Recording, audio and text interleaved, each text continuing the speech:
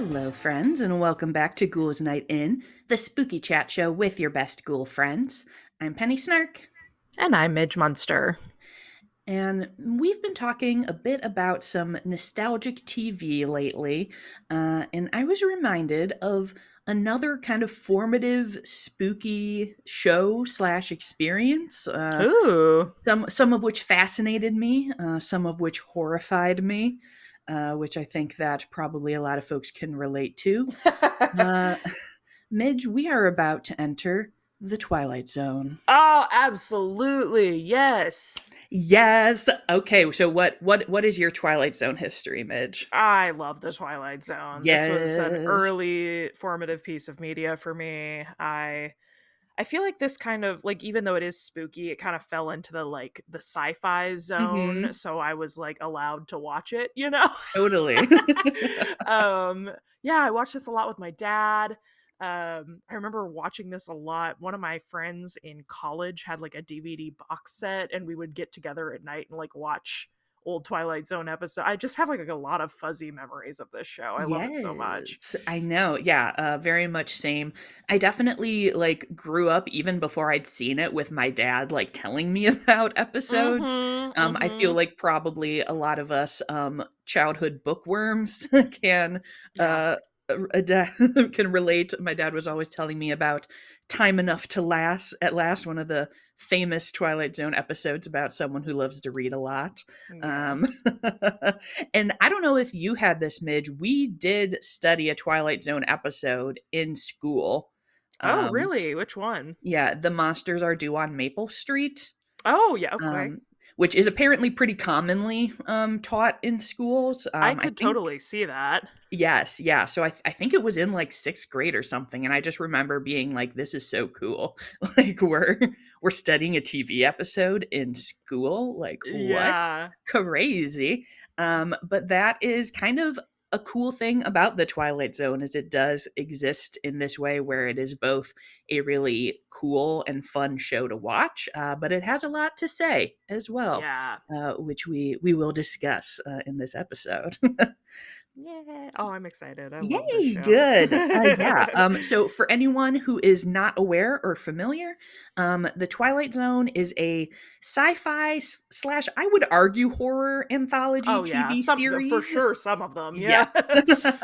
It debuted in October of 1959, and it is famous for episodes that have like a surprise twist at the end, some kind of reveal, and contains a lot of social commentary.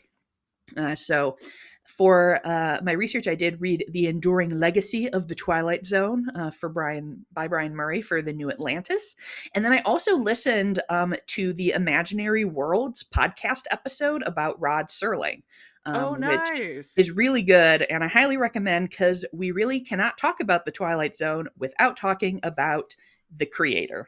No, definitely not. Yes. So not only does he narrate the introduction and conclusion of Twilight Zone episodes, he was the creator, the executive producer. He wrote over half of the episodes over the show's run. And like in the early Wow. seasons, I think they said he wrote like 70% of the first season himself. Uh, Wow. right. So, like I said, the show aired in 1959, very early in the days of TV. TV's really only started becoming like part of an American household in the earlier 50s. And today we still consider Serling like kind of the first showrunner who really Mhm. had a lot of creative control and a lot of vision about what he wanted to do with this series. This is the gateway drug for X-Files. Yes, yes. So many of like the sci-fi shows that we know and love today are definitely heavily inspired by the Twilight Zone. Ooh, I'm gonna use a hip new lingo that I learned because I'm young and Yeah. fresh. Lay it um, on me. Black Mirror totally reheated Twilight Zone's nachos. Oh, I have not heard about reheating nachos. Is that what the kids are The saying these kids are days? saying yes that if you brought something old to like a new generation, you're reheating the nachos. Oh, So, all right. Yes, it definitely did. I would say Black Mirror reheated the hell out of those nachos. mhm, mhm. Oh, Yeah, I'm cool. so cool. I was gonna say, I bet we sound so hip and I with know. it using this great modern slang. on our on our podcast about like nerd history. Yeah. Yup. Uh, Oh gosh. So before the Twilight Zone, Serling was a very well-known and respected name in TV writing. So back then, TV movies were basically you put on a play in the television studio, right. and that was very popular. One of his movies was apparently the first one to ever get a rerun, by which they mean they staged it again the next week because people liked Ooh. it so much. Whoa. Look out. Crazy. Uh, so by the time that he was creating the Twilight Zone, he had already won 3 Emmys for writing, and he was always really focused on kind of serious and politically charged work, and was really frustrated with how studios and sponsors really stifled what he wanted to say. So I know that there is like obviously television and any kind of media is awash with ads today. Right. But back then there was really like kind of one to one, like the sponsors had a lot of control over what you were doing. They talk about how he mentions like a cup of tea in an episode and they had a coffee sponsor who was like, we hate this. You have to change this. How dare Uh, you? which is a wild. But especially on the political front, he was definitely told that he had to cut like references, that the TV shows didn't really want anything that seemed partisan. And one thing that I thought was really interesting is that he did write a teleplay that was inspired by the murder of Emmett Till and like the Oh. horror of like the lack of repentance and how people like in the town like banded together to commit this act of violence, and the studios really just like defanged it and were like, can't be set in the South, it can't have this. He had made it be about like an elderly Jewish man being murdered, and they like were like, we're just going to change this to a generic foreigner, and he wasn't allowed to use the word lynch in the show because Perfect. they were like, nope, nope, nope. And so he was really frustrated by that. Yeah. Understandably. uh, Yeah. Well, yeah, he was like so famously anti-censorship in all of its yep. forms. Yes. So he, I think it sounds like kind of out of some of this, he really came up with this idea of using sci fi as a vehicle to communicate things that he couldn't kind of directly talk about. He had originally pitched a series in 1957 with a pilot episode about a man who goes back in time to warn people about the attack on Pearl Harbor. And at first, networks were like, nah, we don't know about this. It did end up getting produced as a TV movie and was a big hit. And that kind of cleared the way for them to be like, okay, maybe people are going to be interested. Huh, maybe people do have brains and want to Huh. be Weird. don't want to be Interesting. just pandered to. Right. Wild. But at first, people were super shady about it. So in the Imaginary Worlds episode, they do play like a snippet from an interview with him, and the interviewer literally says like, "Oh, because you're focused on the Twilight Zone, you're done writing anything important for television for like the foreseeable future." Okay. Just straight up is like, "Oh, so you've decided you're a fucking sellout, Rod Serling." Because Sure. obviously, in the 50s, sci-fi was very much rising in popularity, like we've talked about in Yeah, other yeah, yeah. episodes, but was definitely very much looked down on as like genre and thinking of it as just schlock. We still see this a lot, both with sci-fi and with horror, and just kind of a lack of respect for the genre. Speaking of which, the Oscars are tonight. No. Interesting. We shall see. We shall see what happens. When you're listening to this, you'll know. Yeah, yeah. But yeah, the Twilight Zone is not schlock. So as mentioned, it I mean, debuted. it is, I but mean, it is, but I heart schlock. it is schlock with the brain. It has a point of Yeah, view. And it it's debuted. schlock with an e on the end, like it's Yeah, fancy. schlocke. Schlocke. It was immediately critically successful. He did win a 4th Emmy in the first season for Nice. it, but it did not quite receive the ratings the network was hoping for, but it did well enough to continue to be renewed. Um, Fun fact, which was unknown to me, even though I have watched these episodes. I feel like you really think, when you think about the Twilight Zone, you think about Rod Serling giving his Mhm. little introduction. And he actually did not appear on screen in the first season to do this, only as a voiceover. It wasn't until the second season that they started having him like Huh. actually there. I mean, I guess I probably knew that to be Right? true, but Yeah. if I you was like, I asked know me, I've I'd be like, I've "Yeah, he's in watched every these. episode." Yeah, it's like Right, I've seen yeah. the episodes, but I mean, obviously his voice is still there, so it's very, very present, a very iconic delivery, which it does sound like he just talked like that in normal I life, yeah. which is fun. Just in the olden times, you could have that kind of like super official TV guy voice, and that was just Yeah. what you sounded like. I mean, like, hands up who was down bad for Rod Serling, Oh, for because sure, for sure. I feel like this falls into, like, different flavor but same brand of, like, my childhood obsession with Cary Grant. Oh, yeah, Like, mhm. just They're very very dapper. dapper Yes, suited man with, like, a crazy voice, like, a such crazy a voice. good voice. Love It's Rod. the good stuff, yes. Yeah, so we're gonna dive a little bit more, into Mr. Rod and his past, if any of you out there are people who think about timing, you may have been able to figure out that he was in World War II, Yeah. and, was by all accounts very deeply impacted, by this. So obviously, war is hard and bad. So true. We'll say So strong, gonna true. take a strong stance here on the Ghouls Night In podcast. Oh my god, Um, don't tell Spyglass Studios that you think war is bad. Oh my god. truly, We're gonna get canceled. but and from what his daughter has shared in kind of writing about it, it sounds like he definitely had some amount of PTSD or shell shock, as they said in those days, and would like wake up screaming in the night and have Slay. nightmares about it. He did fight in the Pacific, so it was a lot of like jungle warfare. Mhm. Um, type of things.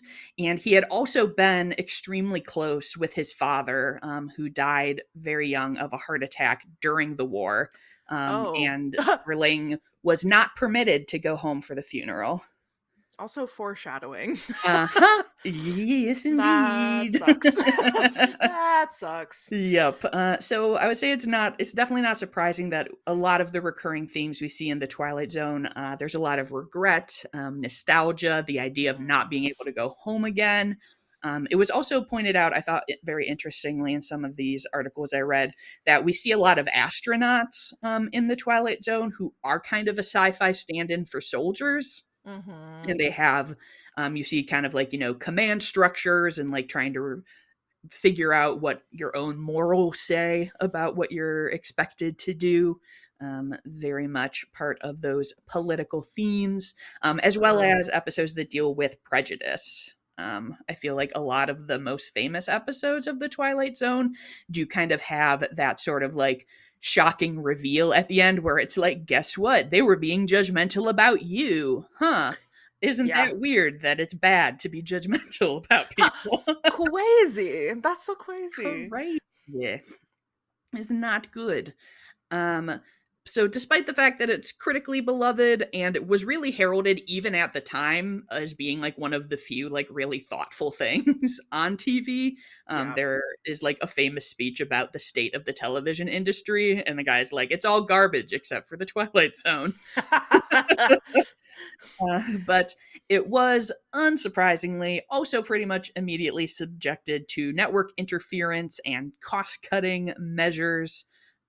There are famous episodes throughout the full 5 season run of the show, but it definitely started to struggle as it went on, partially due to that kind of interference. And also, it sounds like Serling just really got very burnt out on it and was putting so much into this. There's a quote where he's like, by this time, by the end of it, I couldn't tell what was good or bad anymore. Well, especially, yeah, like, if like those first, like, if you're writing every episode every week, like, that's a lot of, Yeah. that's why you have writers' rooms. It's like, so Yes. that's not, I mean, obviously, I'm sure that developed over time as it got more popular, but Like if you're Yeah. spearheading all those ideas for 5 seasons and you're having to Mhm. write like a new episode every week, basically, that's yeah.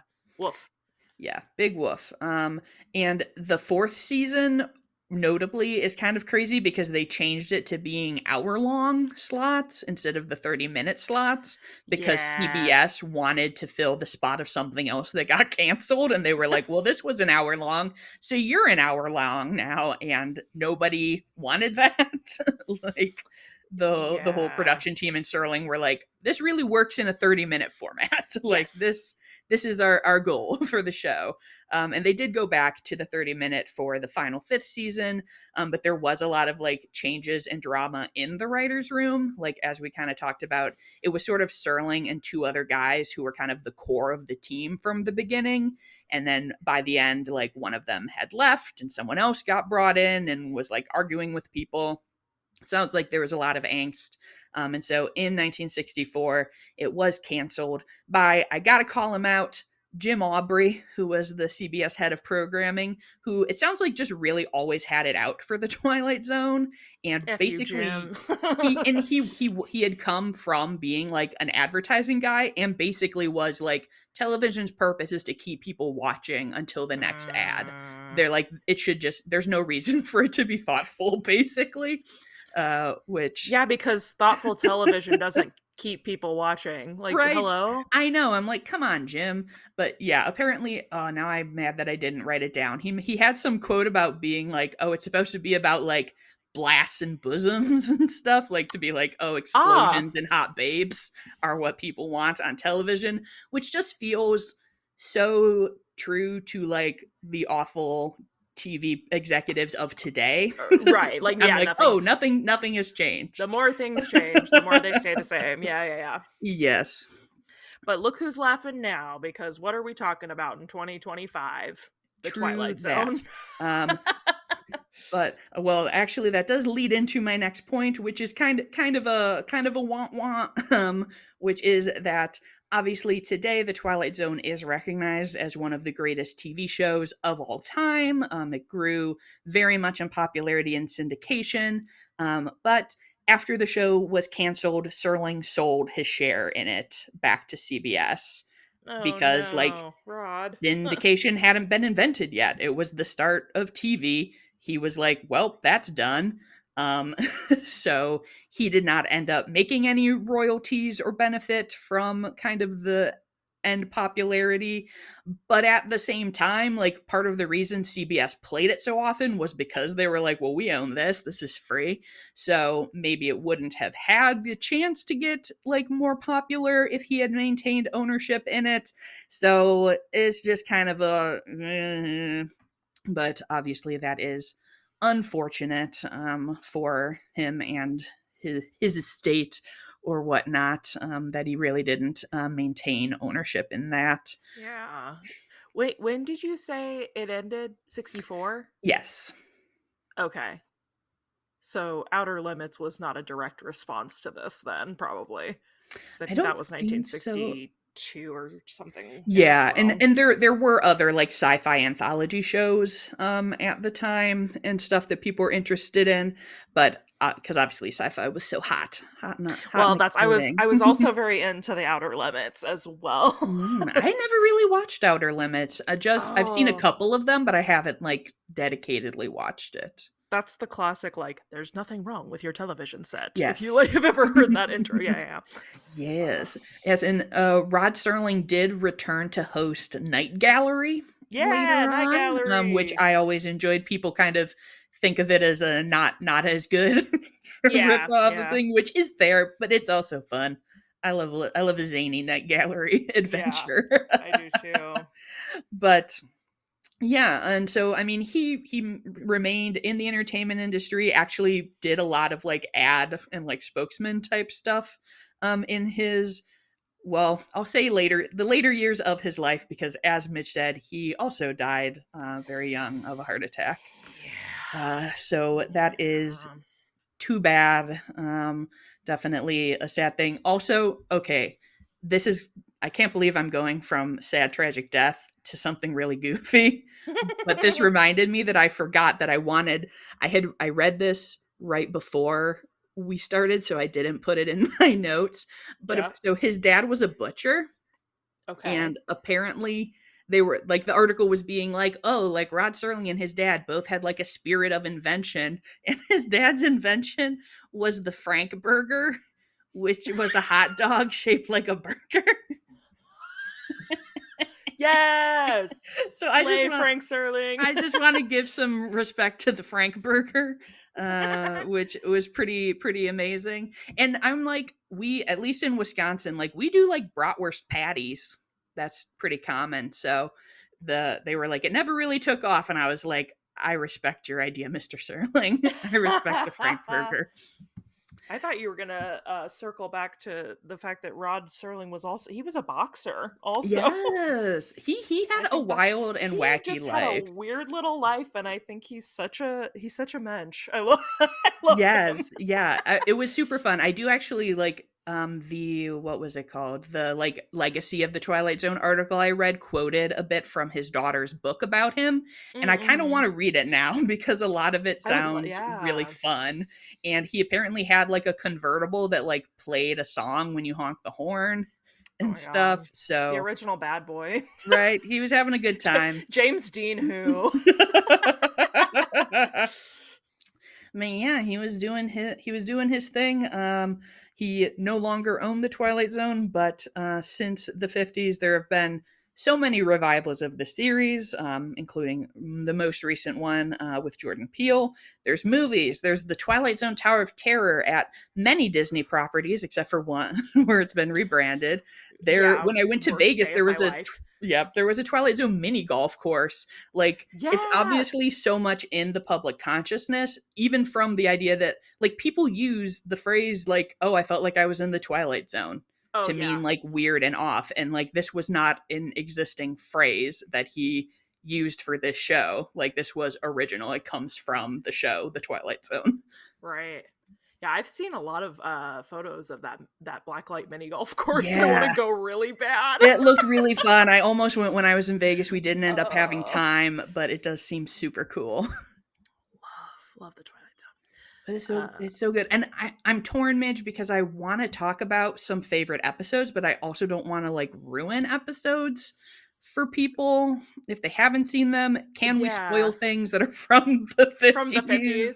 I think What at least for me, I feel like I'd be able to give a general description and episode titles of like ones I like without spoiling the twist. Yes. Okay, that's fair. All right. So we'll do a twist-free A discussion of some twist. favorite episodes. Which Uh again though, go freaking watch this. It's you got to 50 watch it. what no, more than that, 70 years old.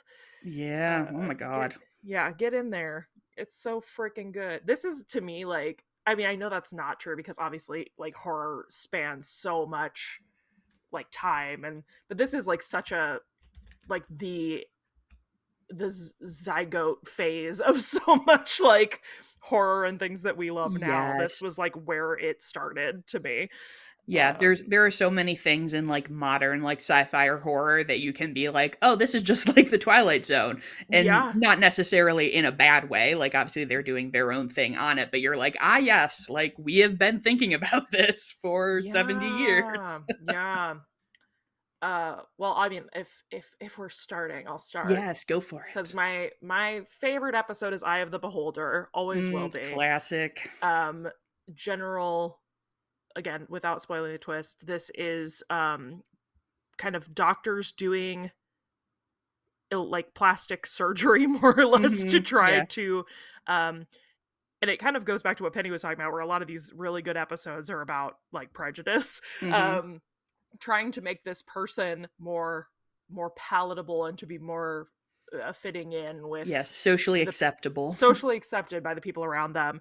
And there's a very fantastic the reveal in that episode to me is just so like jarring and Mhm. beautiful. And also did you say that I mean obviously it's the 50s so I think most people probably recognize that. This is all in black and white. Yes, So yes. Yeah, like these are it's all black also and white. just the way the show is lit, like a lot of the reveals, there's these very jarring like light moments that I love. Mhm. So yeah, Eye of the Beholder for me is a must watch. Yes. If you're going in and just picking and choosing some samples to get hooked. Totally. Yeah. I mean, I already mentioned Time Enough at Last to start, which is just like a true nightmare.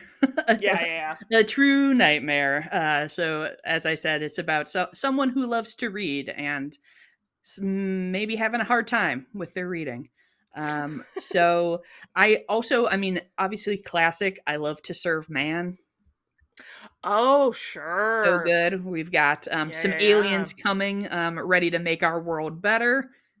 Dot dot dot yeah. question mark. Question mark? Yeah.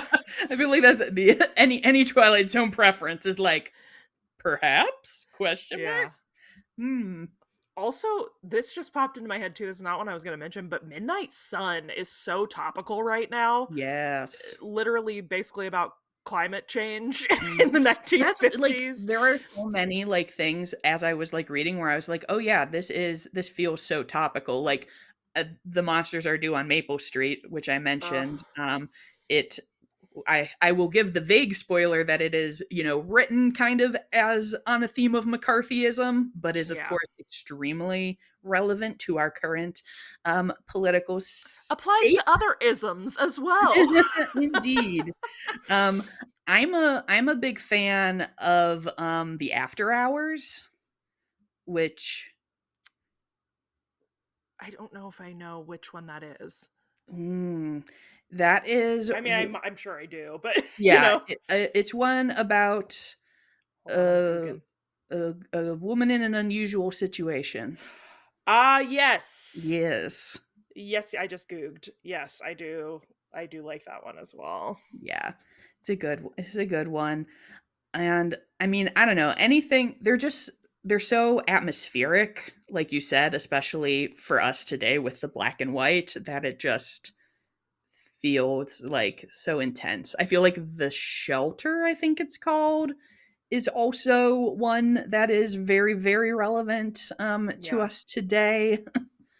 Also, just putting like again like our goth breadcrumbs, like putting pieces together.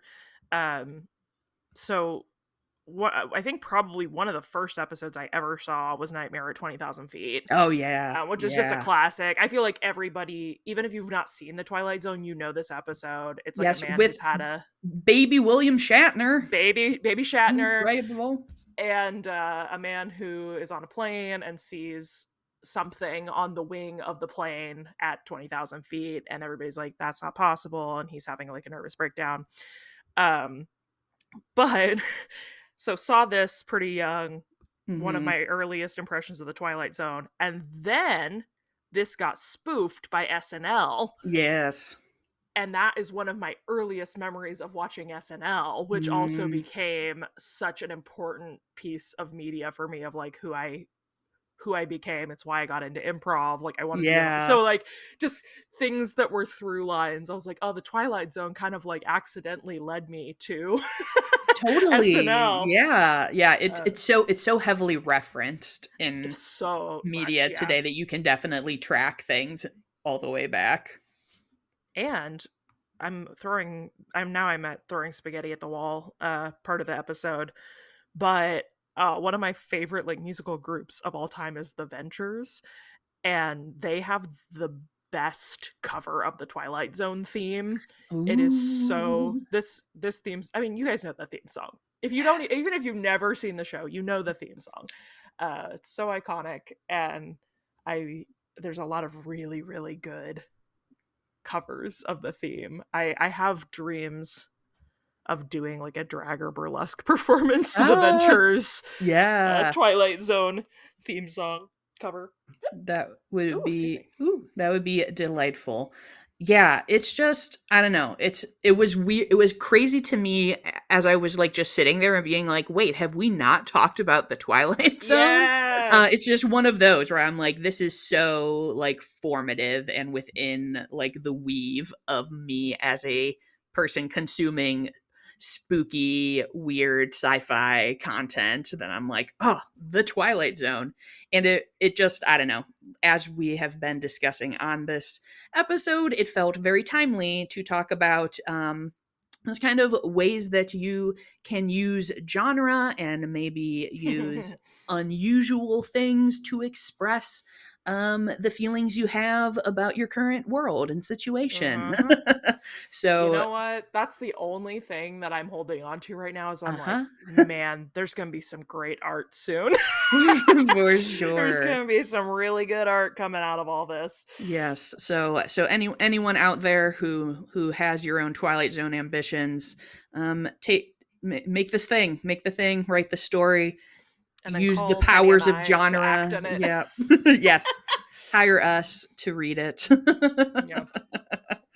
Yeah. I am a big Twilight Zone fan. I hope that anyone who hasn't watched The Twilight Zone or who has only watched one or two episodes is inspired to check it out and watch some more because it really is an amazing show and a true classic. Yeah. That's I concur. Cosign. Thank you.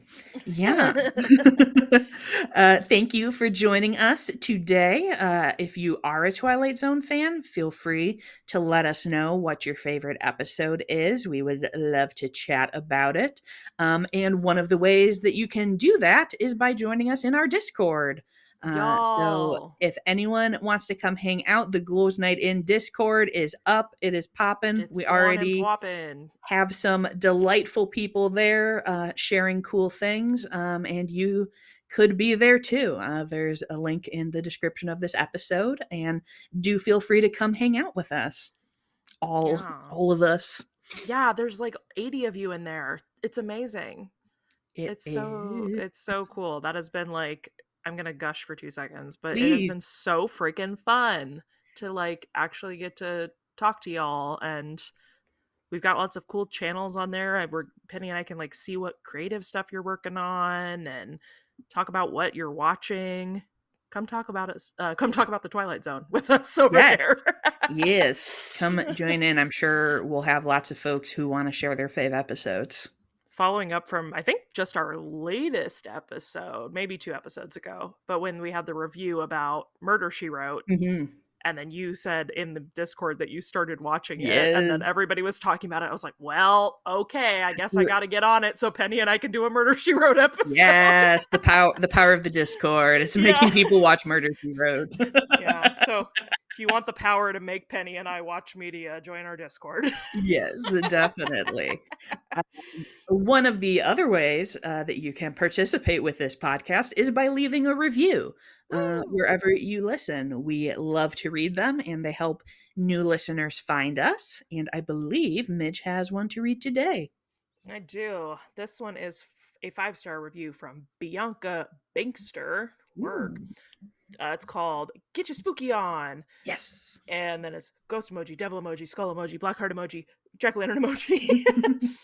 I found this podcast during the Barbie movie craze when Midge did a Oh, video of "Hi, I'm Midge" with her fabulous pink coffin. Oh, I did do that. you did. Um, Midge's dream crypt, as it were. If I saw you guys had a new episode with the Fresno Nightcrawler and knew I had to listen. I love anything about cryptids. Ever since then, I was hooked and have been having fun getting my spooky on. Being someone who loves both cute and spooky stuff, I get to get my horror fix by two fabulous ghouls giving me fun facts. You guys influenced me to watch Crimson Peak and Pushing Daisies. Oh my Yes, gosh. Two of our most formative pieces. yes, man. Parentheses, I'm sad there are only 2 seasons. Us True. too, friend. I'm always looking out for more horror suggestions. Watch Twilight Zone. For someone like me who loves learning new things, you two ghouls make it a blast. It helps that you guys have a fun that you guys have fun and make it fun for us listeners too. Keep up the good work and keep having fun. P.S. I read Penny this before the episode because I got so excited. It was very exciting. P.S. Wanted to let you guys know that the Chow Chow dog in the episode of Pushing Daisies was from my husband's family's litter of puppies. Isn't Ah, that a small world? That's pretty much the coolest thing I've that's ever heard, actually. extremely cool. Extremely cool. 3 degrees of separation from celebrity Chow Chow. Yes. Well, thank you, Bianca, for your sparkling review and for giving me very cool dog facts. That made my day. Excellent. All right. And if you guys want to find, oh, I do not remember what I say. Woo. The Okay. Twilight Zone. I have entered the Twilight Zone. uh, if you would like to follow along with the pod, you can also find us on Instagram at Ghouls Night in Pod. And if you are looking for me, you can find me at Penny Snark. And you can find me all over the web at Midge Munster. And until next time, Goodbye. goodbye.